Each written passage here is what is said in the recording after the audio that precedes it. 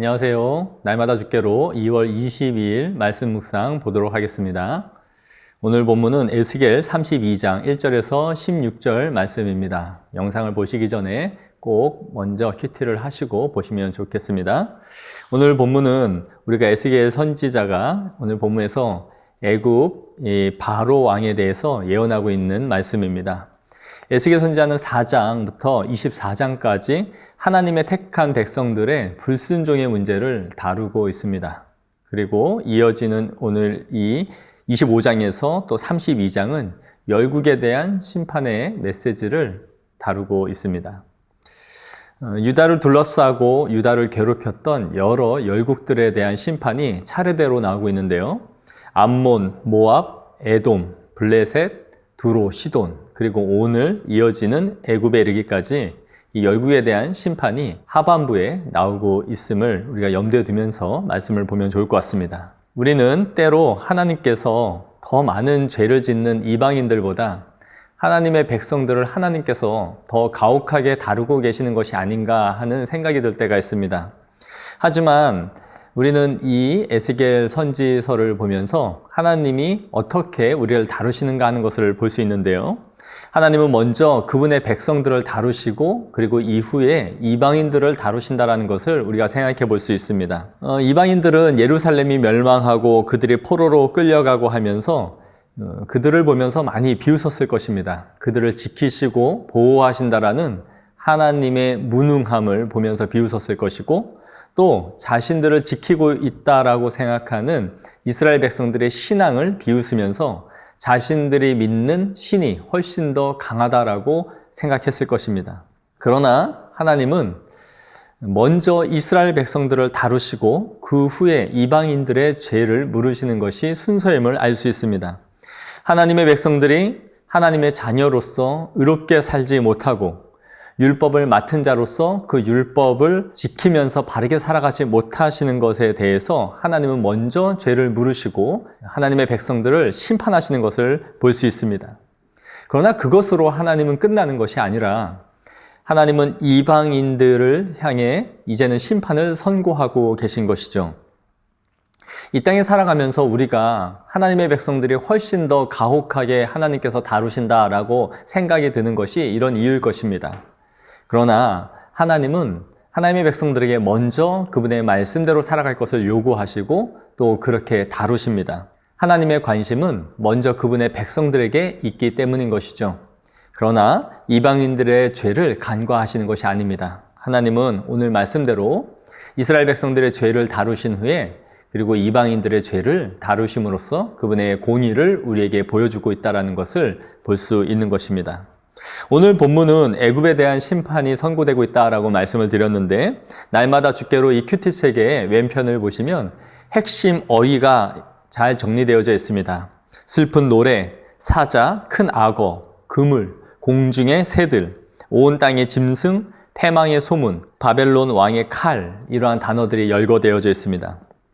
여기서 언급되고 있는 사자와 큰 악어, 그물 등은 모두 애굽에 대해서 설명해 주고 있는 표현들입니다. 사자로서 비유되던 애굽은 이제는 큰 악어가 되어 흙탕물을 일으키고 물을 더럽히고 있다라고 비유로 말씀하고 있는 것이죠. 애굽은 천하를 호령하면서 여러 나라들과 전쟁을 일으키고 사람들을 학대함으로써 지역 전체를 혼란스럽게 하고 흙탕물을 일으키는 존재가 되었음을 에스겔 선지자가 비유적으로 말씀해 주고 있는 것입니다.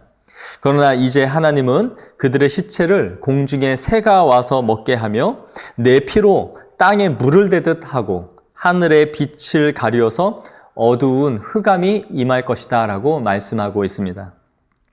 그렇다면 왜 애굽은 이러한 하나님의 심판을 선고받게 된 것일까요?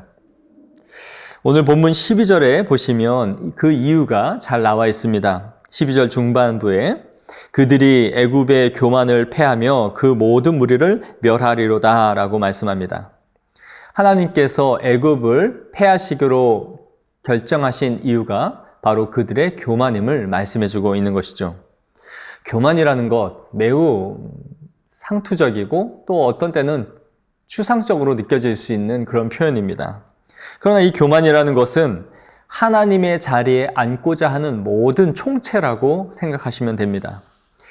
그러므로 교만은 하나님이 가장 싫어하시는 행위로 늘 성경에서 반복하여 말씀해주고 있는 것이죠. 하나님께서는 애굽을 치시는 이유를 또한 이스라엘을 위해서임을 우리는 볼 수 있습니다. 애굽은 이스라엘에게 지속적으로, 물질적으로, 계속해서 또한 정신적으로 영향을 미쳤던 나라였습니다. 이스라엘은 분명히 성경에서 출애굽했음에도 불구하고 그들의 나라에 위기가 올 때마다 다시 애굽을 의지하려 하는 행위들을 보여주었습니다.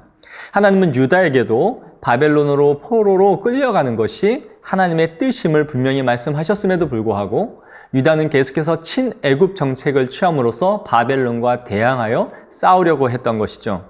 즉 유다가 의지했던 것은 하나님이 아니라 애굽이었던 것입니다.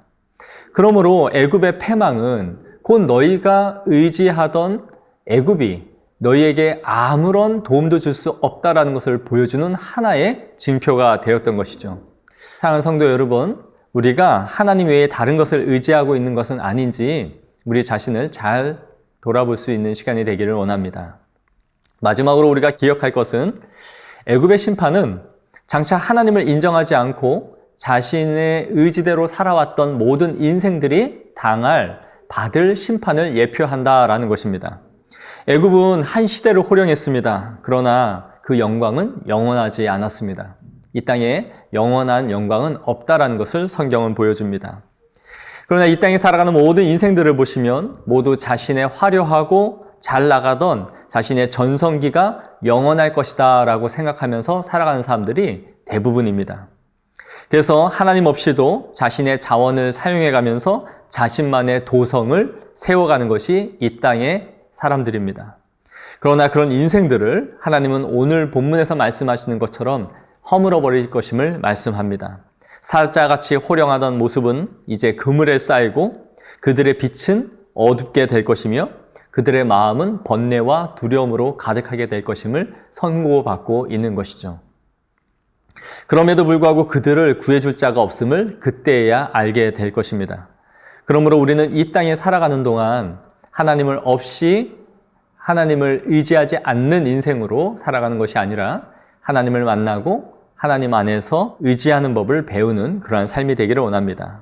오늘 본문을 마무리하면서 에스겔 선지자는 16절에 이렇게 말씀합니다.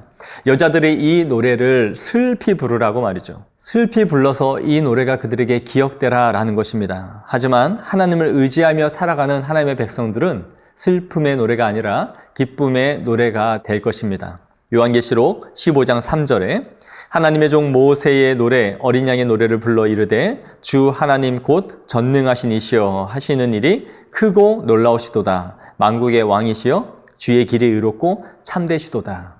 그리고 하나님을 의지하는 백성들은 슬픔의 노래를 부르는 것이 아니라 주님의 나라에서 기쁨의 찬양을 부르게 될 것임을 우리에게 보여줍니다. 오늘 하루도 이 말씀을 의지하며 살아가는 그러한 성도들이 되기를 간절히 축복합니다.